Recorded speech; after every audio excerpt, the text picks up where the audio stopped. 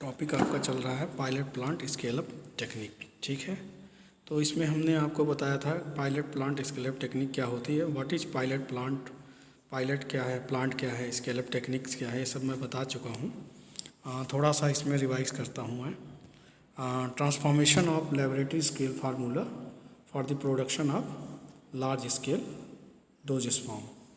ठीक है ना, तो इसमें जो भी हमको बड़े स्केल का कोई प्रोडक्ट बनाना है जिसके बारे में पूरा आइडिया नहीं होता है, कुछ क्रिटिकल प्रोसेस होती हैं, तो उसको मेंटेन करने के लिए हम पहले उसको छोटे लेवल पे काम करते हैं, लेबोरेटरी स्केल पे काम करते हैं, तब उसका हम बड़े लेवल पे काम करते हैं। ठीक है, बड़े लेवल पे फिर उसका प्रोडक्शन करते हैं। इससे क्या होता है कि एक तो मनी वेस्टेज कम होता है, दूसरा आपका रॉ मटेरियल और जो भी कॉस्टली मटेरियल हैं उनकी बचत होती है। ठीक है, और इससे जो आपका छोटे लेवल पे जब हम काम करते हैं तो उसमें हमको जो भी उसकी क्रिटिकल प्रोसेस होती है, जहाँ पे एक टेक्निकल हैंड यूज होना चाहिए, वो चीज़ें हमको जानकारी हो जाती हैं, तो वो इम्पोर्टेंट चीज़ हमको यहाँ से जानने को मिलती हैं। जैसे फॉर एग्ज़ाम्पल जब हम एमल्सन बनाते हैं, जैसे हमने आपको बताया भी होगा कि एमल्सन बनाने में जो टेक्निक होती है, जब हम मिक्सिंग करते हैं तो उसका मीन्स जब ऑयल और जैसे ड्राई गम मेथड है या वेट गम मेथड है, तो वेट गम मेथड में पहले हम क्या करते हैं, गम और वाटर को मिक्स करते हैं, और उसके बाद थोड़ा थोड़ा ऑयल जब मिक्स करते हैं उसके बाद उसका विगरस ट्रैचुरेशन करते हैं until it sound clicking sound, until there clicking sound, जब तक कि उसमें एक क्लिकिंग साउंड ना प्रोड्यूस हो। ठीक है ना, तो ये प्रोसेस सबसे इम्पॉर्टेंट होती है। अगर ये प्रोसेस ना हो तो फिर क्या होता है कि आपके जो एमल्सन बनता है उसका मीन्स फेस सेपरेशन, क्रैकिंग, इन सब के चांसेस बढ़ जाते हैं। तो ये प्रोसेस जब हम लार्ज स्केल पे करते हैं तो यहीं पे हमको ध्यान देना होता है। अदरवाइज आप 1000 लीटर का बैच बनाएंगे, उसके बाद आपका बैच ख़राब हो जाएगा, फेस सेपरेशन हो जाएगा, तो फिर वो आपका पूरा मतलब हर चीज़ का नुकसान हुआ।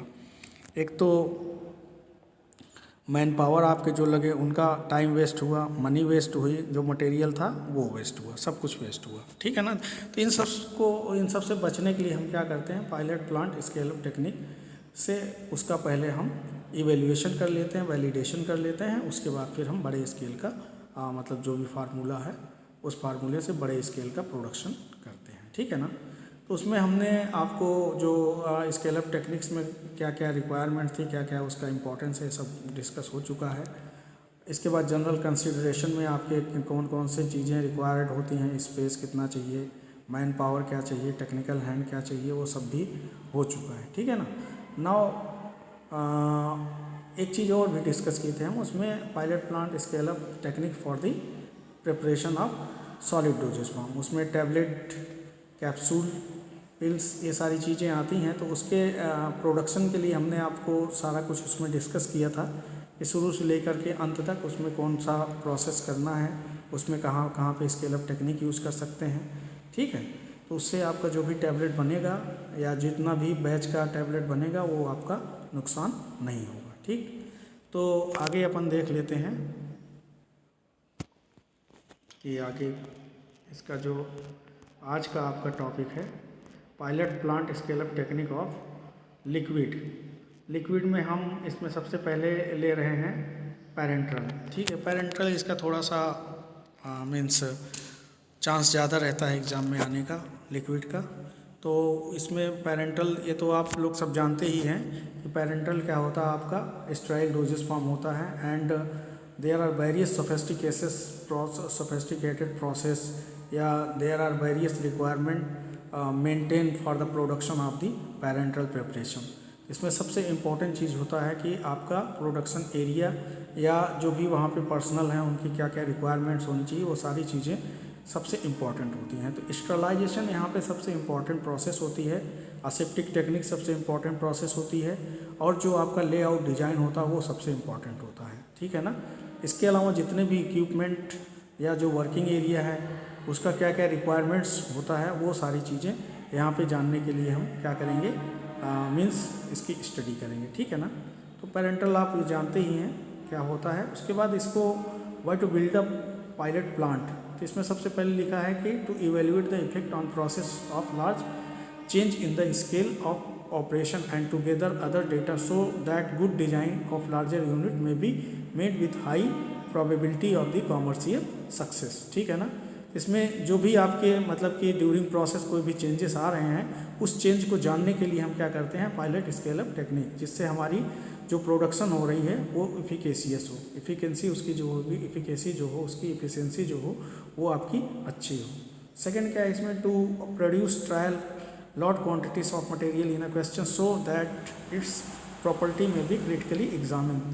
और उसमें जो भी हम मटेरियल यूज़ कर रहे हैं, जो ट्रायल मटेरियल यूज़ कर रहे हैं उसके मतलब उसमें कौन कौन से ऐसे क्रिटिकल प्रोसेस आ रही हैं या कौन कौन से ऐसी चीज़ें हैं जो कि ड्यूरिंग हैंडलिंग उस मटेरियल को डिस्टर्ब कर रही हैं, उसको जानने के लिए हमको ये प्रोसेस करना इम्पॉर्टेंट होता है। तीसरा जो होता है, to gather enough data to build up a full scale production facility. ठीक है ना। तो ये जाहिर सी बात है कि हम pilot plant scale up technique इसलिए करते हैं कि हमको इक्विपमेंट से लेकर के जो हमारा आउटपुट प्रोडक्ट तक मिल रहा है उसकी सारी जानकारी मिल जाए। ठीक है ना। A pilot plant help in testing if equipment and control concept perform as a desire once unit operation are tied together. इसमें आपका जो भी मतलब इक्विपमेंट यूज हो रहा है उसका किस तरीके से यूनिट ऑपरेशन आप लोग पढ़ ही चुके हैं, तो उसमें जो भी यूनिट है उसको किस तरीके से ऑपरेट की जा सकती है, उसमें कौन कौन से टेक्निकल प्रोसेस हो सकते हैं, कौन कौन से ऐसे वेरिएशन हो सकते हैं, वो वेरिएशन को जानने के लिए हम क्या करते हैं, pilot plant scale up technique use करते हैं। ठीक है ना। This is very important if recycle stream are involve as the pilot plant will demonstrate if impurities are building in recycle stream and posing operational problem. ठीक है ना। तो जहाँ पे ये आपका कोई रिसाइकल प्रोसेस हो रही है वहाँ पे रिसाइकलिंग करने में क्या क्या प्रॉब्लम्स आ रही हैं या हमारे ऑपरेशन में क्या प्रॉब्लम आ रही है उसको चेंज करने में मतलब फाइंड आउट करने में वो सब की जानकारी मिलती है। And last one is to find and examine all by product and waste. और इससे हमको ये मिल जाता है कि अगर हम ड्यूरिंग प्रोसेस हमको कोई उसका बाई प्रोडक्ट मिल रहा है या उसमें क्या वेस्ट हो रहा है, इन सब की भी एग्जामिन हो जाती, जानकारी भी हो जाती है। तो जब हम बड़े स्केल पे करते हैं तो इन सब की बचत हो जाती है। ठीक है ना। तो ये सारी चीज़ें जानने के लिए हम क्या करते हैं, pilot plant scale up technique का यूज करते हैं। पैरेंटल ये सब आप जान रहे हैं। इसके अलावा अगर हम देखें वर्किंग एरिया फॉर पैरेंटल, तो इसमें सबसे इम्पॉर्टेंट जो आपका वर्किंग एरिया है वो हम देख लेते हैं कौन कौन से ऐसे वर्किंग एरिया हैं जहाँ पे मतलब कि ये पैरेंटल प्रोडक्ट आपका बनाने के काम आता। सबसे पहला स्टोरेज एंड क्वारंटाइन एरिया है, दूसरा है cold room for heating sensitive material, तीसरा है restriction of entrance in production and warehouse area, चौथा आपका sampling and weighing of raw material, पांचवा आपका स्टोरेज ऑफ फाइनल प्रोडक्ट, छठवां आपका है several clothing and cleaning procedure, उसके बाद सेवेंथ है आपका technical area in located in between production zone, and last one is the area for research and formulation. तो ये आपके क्या हैं, कुछ वर्किंग एरिया हैं। अब इनकी क्या क्या रिक्वायरमेंट्स है वो अपन देख लेते हैं। ठीक है। इसके बाद जो आपका लेआउट ऑफ पायलट प्लांट बनाया गया है, इसमें हमने आपको कभी डिस्कस किया होगा कि इसमें जब भी हम पैरेंटल प्रोडक्ट बनाते हैं तो उसमें हम एक ग्रेड का रूम यूज करते हैं जिसको हम class 100, class 1000, class 10,000, class 1 lakh, ये क्या बोलते हैं, क्लास रूम बोलते हैं। ये क्लास होते हैं आपके and they are use as a facility for the production of parental preparation. ठीक है ना। तो ये जो आपका क्लास 100 रूम होता है, क्लास 100 का मतलब ये होता है कि not more than 100 particle present in that area of 0.5 micrometer per cubic feet या पर क्यूबिक मीटर। कहीं कहीं में पर क्यूबिक मीटर दिया, कहीं कहीं पे पर क्यूबिक फीट दिया हुआ है, वैसे पर क्यूबिक फीट ही होता है। ठीक है ना। तो अभी एक जगह हम देख रहे थे लिटरेचर में तो पर क्यूबिक मीटर भी दिया हुआ था, तो ये पर क्यूबिक फीट ही होता है। तो एक क्यूबिक फीट में आपका अगर क्लास 100 रूम है तो वहाँ पे 0.5 माइक्रोमीटर के 100 पार्टिकल से ज़्यादा नहीं प्रेजेंट होने चाहिए। इसी तरीके से हर क्लास के हैं। अगर क्लास 1000 है तो 1000 पार्टिकल वहाँ पे परमिसिबल है, क्लास 10,000 है तो 10,000। तो ये एरिया जो होते हैं आपके पर्टिकुलर प्लेसेस के लिए यूज होते हैं। जैसे यहाँ पे देखिए जो आपका ये एरिया यहाँ पे इंडिकेट किया गया है, यहाँ देख लीजिए आप, जैसे कुछ ये ग्रीन से दिए गए हैं, कुछ आपका येलो एरिया है और कुछ आपके वाइट एरिया हैं। तो ये देखिए यहाँ पे जो आपका मीन्स ग्रीन एरिया है ये आपका ग्रेड बी है, क्लास 1000। ये जो आपका ब्लू एरिया है ये आपका ग्रेड सी है, क्लास 10,000। येलो एरिया जो होता है आपका ये ग्रेड डी है, ये क्लास 1 लाख है, ठीक है। उसके बाद जो आपका ये वाइट एरिया है आपका अनडिफाइंड एरिया है। अनडिफाइंड का मतलब कि यहाँ पे ऐसी कोई चीज़ नहीं है जो कि हम ये पेरेंटल प्रिपरेशन के लिए इसका यूज करते हैं, ठीक है ना। इसके अलावा जो आपका ये इस तरीके का जैसे बना हुआ है ये आपका डोर है। डोर मतलब ये एयर लॉक सिस्टम यहाँ पे यूज किया जाता है, इसको डोर बोलते हैं। ये आपका जो इस तरीके का बना हुआ है, ठीक है ना। तो डोर इस तरीके का होता है, एयर लॉक सिस्टम इस तरीके से बनाया जाता है कि जो भी डोर होगा वो आपका अंदर की तरफ खुलेगा और बाहर की तरफ बंद होगा। अंदर की तरफ खुलने से क्या होता है कि जो भी आपके बैक्टीरिया आपके साथ जा रहे हैं, जब हम उसको बाहर की तरफ बंद करते हैं तो वो आपके बाहर आ जाते हैं। और ऐसा होता भी नहीं, क्योंकि उसके जो आपकी डोर होते हैं वहाँ पे AHU एयर हैंडलिंग यूनिट लगी होती है और वहाँ पे तमाम तरीके की एयर 1 घंटे में लगभग 40 टाइप्स की एयर उसमें चेंज होती हैं, that is known as AHU। तो वो उसमें जितने भी आपके ऊपर थ्रेड्स वगैरह होते हैं ना वो आपको वो सब निकल जाते हैं, ठीक है। तो एयर लॉक इस तरीके से बनाया जाता है। तो ये आपके कुछ रूम हैं और इनकी कुछ ग्रेडिंग है। अच्छा, क्लास 100 रूम जो होता है that is more sophisticated room, that is completely free from micro organism, that is aseptic area. और इन असेप्टिक एरिया यहाँ पे फिलिंग और सीलिंग की जाती है। और जो आपका मैन्युफैक्चरिंग एरिया मतलब फॉर द कंपाउंडिंग, जो कंपाउंडिंग एरिया होता है ये आपका सराउंडिंग तो 10,000 या 1000 होता है, सॉरी आपका ये 1000 होता है, लेकिन जहाँ पे इसकी प्रिपरेशन होती है उसमें आपका क्लास 100 रूम मेंटेन किया जाता है। वो एक वुड बनाया जाता है, जैसे आपका असेप्टिक वुड होता है उसी तरीके से एक वुड होता है। उस वुड में हम क्या करते हैं, अपना पेरेंटल प्रिपरेशन करते हैं, ठीक है ना।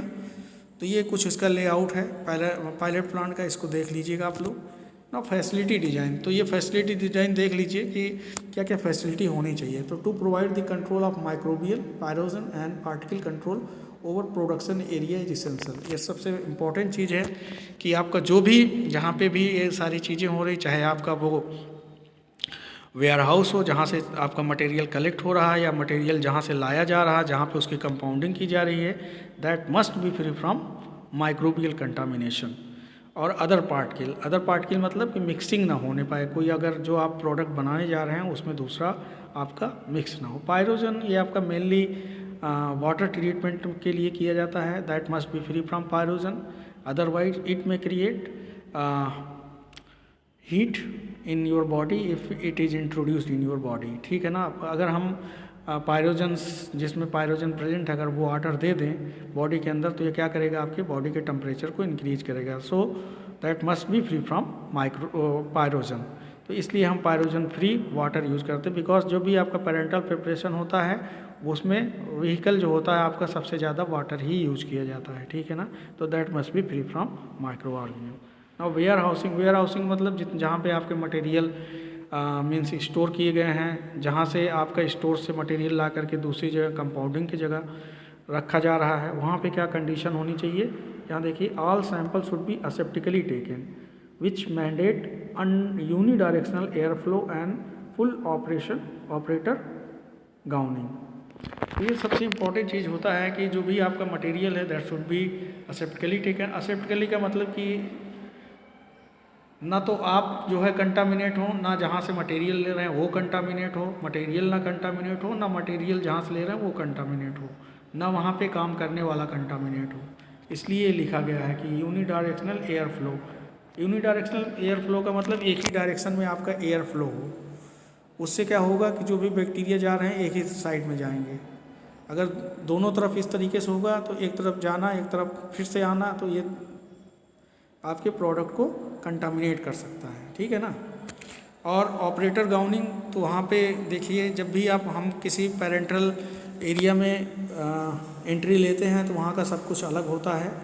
Before entering you have to change your street cloth, you must change your street cloth. ये सबसे इम्पोर्टेंट चीज़ होती है कि आपके जो भी स्ट्रीट क्लॉथ हैं वहाँ एंट्रेंस से पहले आपको सारे क्लॉथ को चेंज करना, वहाँ के जो भी स्टाइल क्लॉथ हैं उसको पहनना है। Then you have to enter in parental preparation या जो मैन्युफैक्चरिंग हो रही है उस एरिया में, ठीक है। इसके बाद these measure reduce the potential for the contamination ingress into the material that are yet to receive any processing at any site। तो ये जाहिर सी बात, अगर ये सारी चीज़ें होती हैं तो ये हमारे कंटामिनेशन जो भी प्रोडक्ट है वो कंटामिनेट नहीं हो पाता। ना प्रिपरेशन एरिया, ये प्रिपरेशन एरिया आपका यहाँ पे जैसे grade D environment for pre sterilisation, तो अगर प्री स्टरलाइजेशन वाला जो भी है तो आपका ग्रेड डी यूज होगा। उसके बाद जो आपका transfer of material is carried out in the airlock to avoid cross contamination, airlock हमने बता दिया आपको। And preparation area are supplied with the HEPA filter, there should be more than 20 air changes per hour. And last one is the preparation places in class 100 area, ठीक है ना। तो जो आपका सराउंडिंग एरिया होगा वो class grade D, grade B, C हो सकता है, लेकिन जहाँ पे आपका ये सारा प्रोसेस होगा, कंपाउंडिंग वगैरह होगी, वो आपका क्लास 100 रूम ही होगा, ठीक है। क्लास 100 का मतलब that is aseptic area. Aseptic area जो होता है आपका बहुत इंपॉर्टेंट होता है और असेप्टिक एरिया मेंटेन किया जाता है। यह हमने आपको जब पेरेंटल पढ़ाया होगा तो वो आपको बताया होगा, ठीक है। नाउ कंपाउंडिंग एरिया, ये देख लीजिए। कंपाउंडिंग एरिया में आपको सीधे यहाँ दिया गया है कि कंपाउंडिंग एरिया आपका क्लास 100 जो होता है, ये ग्रेड सी के अंदर जो है आपका class 100 room unidirectional flow routes लगाते हैं और उसके बाद यहाँ पे आपका प्रिपरेशन होता है, ठीक है ना। इसके बाद जो असेप्टिक फिलिंग रूम है, ये भी आपका असेप्टिक फिलिंग रूम, ये क्लास 100 रूम होता है। यहीं पे आपका HEPA फिल्टर यूज़ किया जाता है। जहाँ पे फिलिंग और सीलिंग होती है उसके ऊपर आपका फिलिंग और सीलिंग का मतलब ये कैपिंग वगैरह जहाँ पे लगाई जाती है वो आपके क्लास 100 रूम होते हैं। वहाँ पे HEPA फिल्टर लगा होता है।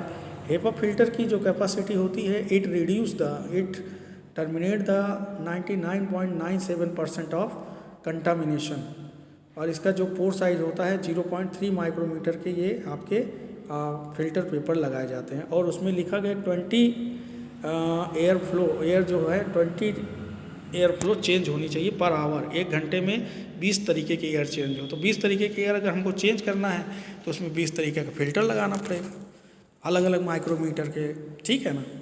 तो वो पेपर लगते हैं आपके उसमें, ठीक।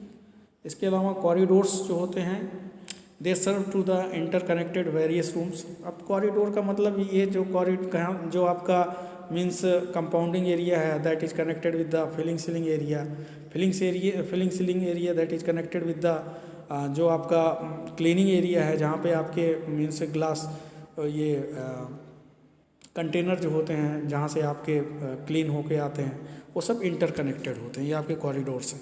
Now air lock and pass through, air lock सबसे इम्पॉर्टेंट होता है। एयर लॉक रूम जो होते हैं आपके यूनी डायरेक्शनल होते हैं, एक तरफ ही खुलते हैं, दूसरी तरफ आपके बंद होते हैं। जहाँ पे जैसे आपके एक साइड में कम से कम 4 दरवाजे हैं तो वो एक ही तरफ खुलेंगे, कोई दरवाज़ा ऐसा नहीं होगा अपोजिट में खुलेगा, इसीलिए उसको यूनी डायरेक्शनल बोलते हैं कि एक तरफ से जहाँ भी जा रहे हैं तो जब भी बंद होगा तो वो आपका बैक्टीरिया या जो भी सेट्स हैं वो आपके बाहर आ जाएंगे, ठीक है ना। इसीलिए आपका इन्वायरमेंट आपका यूनी डायरेक्शनल बोला जा रहा है। एयर लॉक जो होता है बहुत इंपॉर्टेंट चीज़ है। ये आप उसमें वो जो लेआउट बना है, वो जितने दरवाजे देख रहे हैं वही एयर लॉक है। एयर लॉक का मतलब कि जो आपकी बाहर की एयर है वो अंदर ना जा पाए, तो हमको कुछ ऐसा सिस्टम करना है कि वो आपकी एयर, कंटामिनेटेड एयर बाहर से अंदर ना जा पाए, ठीक है ना भाई। नाउ फार्मूलेशन एस्पेक्ट में देखें तो एक तो सॉल्वेंट, दूसरा सॉल्वलाइजर। जो आपके मीन्स एक्टिव इंग्रेडिएंट के साथ जो भी इम्पॉर्टेंट चीज़ है वो है आपका सॉल्वेंट, और सॉल्वेंट जो होता है mostly that is used for the water for injection and that must be free from pyrogen, ठीक है ना। तो वाटर फॉर इंजेक्शन ये आपका that is prepared by distillation और रिवर ऑस्मोसिस प्रोसेस, ये आपका डिस्टिलेशन रिवर्स ऑस्मोसिस प्रोसेस से बनाया जाता है। इसके बाद इसकी टेस्टिंग की जाती है। टेस्टिंग जो होती है आपकी, इसमें पायरोजन प्रेजेंट है कि नहीं है, आपका वाटर में कोई इम्प्योरिटी नहीं है, क्लोराइड और जितने भी इम्प्योरिटीज होती है उसकी टेस्टिंग होती है। इसके बाद पायरोजन। ना सॉल्वलाइजर में, सॉल्वलाइजर का मेन काम है कि जो भी आपके वेटिंग एजेंट हैं उनको यूज किया जाता है, या जो भी जिनके अंदर आपका पुअरली वाटर सॉल्युबल मतलब ड्रग है वाटर के साथ, तो उसमें हम सॉल्वलाइजिंग एजेंट यूज करते हैं। उसमें आपका जैसे 2-in-80 वगैरह यूज कर सकते हैं, सरफेस एक्टिव एजेंट जिसको बोलते हैं, वो सब भी यूज करते हैं। इसके अलावा जो होते हैं पेनिट्रेशन इन्हेंसर, या कह सकते हैं आपकी जितने आपके मतलब कि जो पुअरली वाटर सॉल्युबल ड्रग हैं, जिस ऑर्गेनिक सॉल्वेंट उसमें यूज कर सकते हैं। जैसे आपका इथेनॉल है, ये ग्लिसरीन है, ग्लिसरीन यूज्ड एज अ कोसॉल्वेंट। कोसॉल्वेंट का मतलब आप समझ रहे हैं, सॉर्बिटॉल। तो ये क्या कोसॉल्वेंट का मतलब कि जो भी पुअरली वाटर सॉल्युबल सब्सटेंस होते हैं उसको क्या करते हैं हम, पहले थोड़े से सॉल्वेंट जिसमें उनकी सॉल्बिलिटी होती है उसमें डिजॉल्व कर लें, then we will make up the volume by the water, ठीक है ना। उसके वाटर के द्वारा उसको मेंटेन कर लें। सरफेस एक्टिव एजेंट यूज कर सकते हैं, कॉम्प्लेक्सिंग एजेंट यूज कर सकते हैं, ये कॉम्प्लेक्स बना करके उसकी वाटर सॉल्बिलिटी को इंक्रीज कर सकते हैं। तो solubiliser mainly they are use for the solubilising of the poorly water soluble drug, ठीक है ना। चलिए, ये तो हो गया आपका मीन्स सॉल्वलाइजर। नेक्स्ट आपका है buffer. Buffer that is mainly use for the maintain of the pH और आइसोटोनिसिटी, इसके लिए हम बफर यूज करते हैं। एंटीऑक्सीडेंट जो भी आपके मतलब कि ऐसे इंग्रेडिएंट जिसमें ऑक्सीजन वगैरह इंटरप्ट कर जाती है तो उससे उसका मॉलिक्यूलर फार्मूला चेंज हो जाता है, तो उसमें हम एंटीऑक्सीडेंट यूज कर सकते हैं, ठीक है। और इसके अलावा आपका जो इसमें दिया गया स्टरलाइजेशन एंड डीपायरोजिनेशन, तो ये स्टरलाइजेशन आप पढ़ चुके होंगे किस तरीके से हम अपने प्रोडक्ट को स्टराइल कर सकते हैं। यहाँ पे देख लीजिए, sterilisation, dry heat sterilisation, gas and vapour radiation sterilisation by filtration, that is also known as cold sterilisation, ठीक है ना। तो देखिए, जो आपके हीट सेंसिटिव मटेरियल हैं उसको हम गैस से कर सकते हैं, रेडिएशन से कर सकते हैं, फिल्ट्रेशन से कर सकते हैं, स्टीम से कर सकते हैं। और जो आपके हीट सेंसिटिव नहीं है उसको ड्राई हीट स्टरलाइजेशन कर सकते हैं। तो ये आप पढ़ चुके हैं, ये आपके सिलेबस में आ चुका है। और इसके बाद ये है असेंबली, पैरेंटल की असेंबली, किस तरीके से हम इसको जो भी आपका प्रोडक्शन एरिया होता है उसको किस तरीके से हम असेंबल करते हैं। यही आपका pilot plant scale up technique है। और इसी में कहाँ कहाँ पे हमको क्या क्या क्रिटिकल प्रोसेस आती हैं, वो सारी चीज़ें यहीं पे आपको स्केल अप करना है। यहीं पे उसका मेजरमेंट करके बड़े स्केल पे जब आप जाएंगे तब आपको वहाँ पे उसको मेंटेन करना है, ठीक है ना। तो हर उस पे जो है आपको स्केल अप टेक्निक करनी है। जैसे आप सॉल्वेंट यूज कर रहे हैं तो सॉल्वेंट आप वाटर ही मोस्टली यूज करते हैं, वाटर फॉर इंजेक्शन। तो उसके सॉल्वलाइजिंग में पुअरली वाटर सॉल्युबल ड्रग है तो उसको हम कौन सा ऐसा वेटिंग एजेंट लें, कौन सा ऐसा सॉल्वलाइजर लें जिससे हमारा प्रोडक्ट डिस्टर्ब ना हो, उससे उसकी स्टेबिलिटी डिस्टर्ब ना हो, ये सारी चीज़ें, ये क्रिटिकल प्रोसेस, यही आपके स्केल अप्स होते हैं। बफर है तो उसमें कौन सा हमको एसिड लेकर के यूज करना है, इससे HCl लेना है या सिट्रिक एसिड लेना है या कोई और एसिड लेना है जिससे हमारा बफर मेंटेन हो। बेसिसिटी करनी है तो NaOH लेना है या कोई और मीन्स लेना है जो कि बेसिक नेचर हो, जैसे सोडियम बाइकार्बोनेट वगैरह, इनको लेना है। तो इस तरीके से आपको यहाँ पे ये स्केल अप करना है, ठीक है। अब ये पैरेंटल असेंबली है, तो इसको पैरेंटल असेंबली हम लोग अब कल देख लेंगे इसको, ठीक है। ये थोड़ा लंबा हो रहा है, तो चलिए आज इसको आप पढ़िएगा।